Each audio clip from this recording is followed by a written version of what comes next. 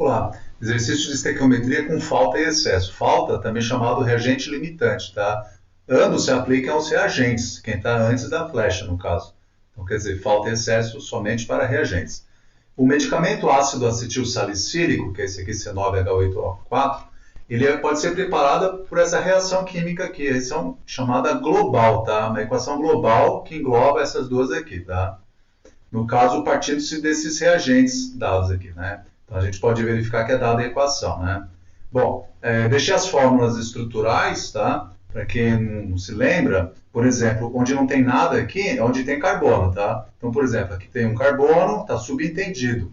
Tem um carbono, aqui 2, 3, 4, 5, 6, aqui tem 7. Então, são 7.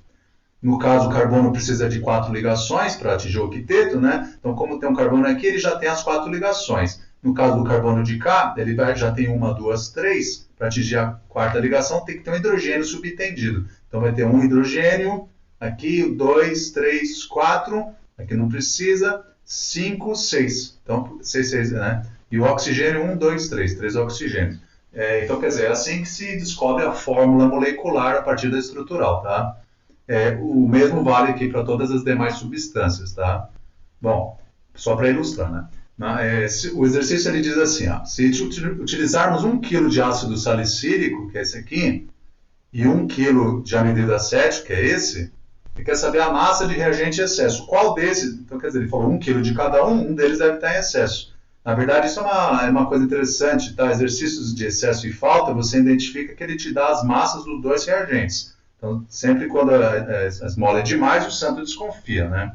Bom, dadas as massas molares também de todas essas substâncias em gramas por mol, tá? A gente vai precisar utilizar para converter para unidade em massa. Aqui no caso ele deu em quilos, né? E esses números estequiométricos, eles estão, esses coeficientes, aqui no caso tem o número 1, né? Eles estão na unidade de mol. O que converte mol para gramas é a massa molar, tá? Bom, então como já dissemos, né? Ele te dá as duas massas, quando a esmola é demais você desconfia. O primeiro passo sempre é verificar o balanceamento, tá? Se você quiser pausar o vídeo depois, você pode perceber que as quantidades de átomos, nenhum átomo foi destruído antes e depois, tá? Então se conservam, né? Graças a esses números 2, 1, 2 e 1, né? Que justamente vão fornecer a proporção. Proporção essa em massa aqui, né? Por quê? Porque eu estou transformando a unidade de mol, utilizando a massa molar, né, dada no enunciado, para converter para a unidade em gramas, porque o quilo são 1000 gramas, né? Então tem que deixar em cima e embaixo na mesma unidade. Então, realizando essa multiplicação aqui, ó, vai dar essa proporção, né? 276 gramas. Essa aqui, 102 mesmo, 360, aqui 18. Perceba que realmente é igual antes e depois. A massa dos reagentes é igual à massa dos produtos. Aqui, ó, 6 mais 2 aqui, 8, 7 mesmo, 2 mais 1, 3 aqui, e o mesmo aqui, 378. Então, realmente, essa proporção obtida do balanceamento, essa proporção em massa, ela é confiável. Já a dada no enunciado, não é confiável. Então, a gente vai ter que verificar qual deles que está em excesso, né? Bom, eu descrevi justamente o que a gente fez aqui, tá? Um deles desobedece, né? Vamos verificar de que maneira. Bom, no caso de 102 para 276, se eu pegar o maior e dividir pelo menor, perceba que o menor foi multiplicado 2,7 vezes. Então, para chegar de 102 para 276, tem que se multiplicar por 2,7. Lembra que é uma proporção, né? Um está relacionado com o outro. Bom, se eu fizer o mesmo, se eu multiplicar esse 1000 aqui por 2,7 para chegar nesse, esse aqui não chega, ele ultrapassa esse, né? Então, significa que esse 1000 aqui, ele está em excesso. Por quê? Porque eu deveria ter muito mais desse daqui. Então, esse daqui, como eu deveria ter 2.700 se eu tivesse 1000 desses, como eu deveria ter 2.700 desse, então esse aqui vai estar em falta, né? Não tenho 2.700, tenho só 1000 no caso. Então, quer dizer, não posso ter 1000 desse aqui, deveria ter muito menos, né? Na verdade, eu teria que ter o quê? Bem menos. No caso, dividir, né? Em vez de daqui para cá eu multiplico, então quer dizer, eu teria que ter, se esse daqui é o limitante, se esse daqui é quem controla a reação, então eu teria que ter 2,7 vezes menos desse, no caso, né? Então, se eu pegar 1000 e dividir por 2,7, você vai obter o resultado já da resposta mesmo. Então, quer dizer, se você dividir por 2,7, deixei o número aqui mais próximo, né? Se você fizer na calculadora essa divisão, tá? Você vai ver que é 2,705, tá? Mas se você fizer essa divisão, vai dar 369,68 desse C4H6O3, né? Então, em vez de 1.000, deveria ter 2,7, 1.000 dividido por 2,7. Deveria ter 369,68. No caso, ele colocou 1.000, né? E só reage 369,68. Então, vai ficar fácil de descobrir qual que é o excesso, né? É 1.000 menos o 369,68, ou seja, 630,32 está em excesso, né, desse reagente. Então, quer dizer, ele vai estar contaminando o produto final. Tá? Eu até deixei aqui uma analogia: quem limita a quantidade de produtos formados é quem está em menor quantidade. Né? E no caso, esse daqui deveria ter, como você viu, né, deveria ter 2.700 para ter 1.000, ele vai estar em menor quantidade. Né? Não tem 2.700, só tem 1.000. Então, ele limita, ele controla a reação. É com base nele que você vai, por exemplo, se quiser calcular o X ou o Y, você vai encontrar esses valores. Tá? Um exemplo, uma analogia interessante, é se você tiver 100 parafusos e só 8 roscas, você vai conseguir quantos parafusos rosqueados? Você só vai conseguir 8, né? Porque o limitante aqui é o número de roscas.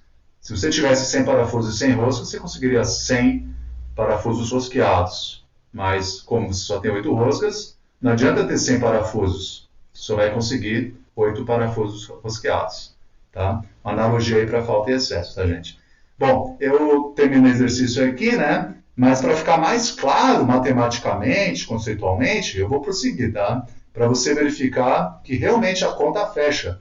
Então, se eu calculasse aqui o valor desses produtos aqui com base no que está em falta, né? Eu fizer a multiplicação em cruzes, você vai verificar 276 gramas do ácido salicílico vezes X, e os 1.000 gramas do ácido salicílico vezes 360 gramas do ácido acetil salicílico, né, da aspirina. Copiei, no caso, o que se refere a esses gramas, né, perceba que antes e depois eu posso cortar essas unidades que são iguais para manter a ação de deixar igual, a equação. Né? Passo 276 dividido, 360 dividido por 276 dá 1, eu copiei aqui um número inteiro, tá? Porque são números que fazem diferença aqui no caso, tá? Na multiplicação dá isso, tá? No caso, 1.304,35 do produto ácido acetil salicílico, né? No caso, Y aqui seria o valor da água, tá? Eu vou fazer a mesma multiplicação utilizando quem está em falta. Ele limita, é ele que controla o produto formado. Então, vezes Y é 18 vezes 1.000. Então, realizando o mesmo cálculo, no caso, né? Fazendo esse cálculo, a gente, olha lá, 18 de água, né, vezes 1.000, 276 vezes o Y, né, que é esse Y aqui, né. A gente vai encontrar o valor de água, no caso formado, né, pelo reagente limitante, né, 65,2 gramas de água. Bom, se eu somar os dois produtos, eu vou ter a massa de quem? Dos produtos. Eu vou somar esses produtos, né, que a gente obteve aqui. Se você somar, a gente vai obter esse valor aqui, a massa dos produtos. Bom, essa massa dos produtos, se eu subtrair da massa dos reagentes, os dois reagentes, lembra que ele botou 1 kg de cada, né? Se eu subtrair 2.000 dos produtos formados, eu vou acabar descobrindo a massa do reagente em excesso, né? Que no caso a gente já sabe quem é, né? No caso o anidrido acético, né? Que era esse daqui, né, Bruno? Que a gente já tinha obtido, né? Quem está em excesso, o anidrido acético, tá? Então, no caso, se a gente fizer a conta, olha só quanto deu aqui a resposta. 630,32, né? Está em excesso. Então, a gente observa que bateu, né? Bateu com a resposta obtida anteriormente. Cadê a resposta? A resposta está aqui, ó. 630,32 e 630,45. Então, quer dizer, duas maneiras de se observar e de se resolver esse problema, tá bom, gente?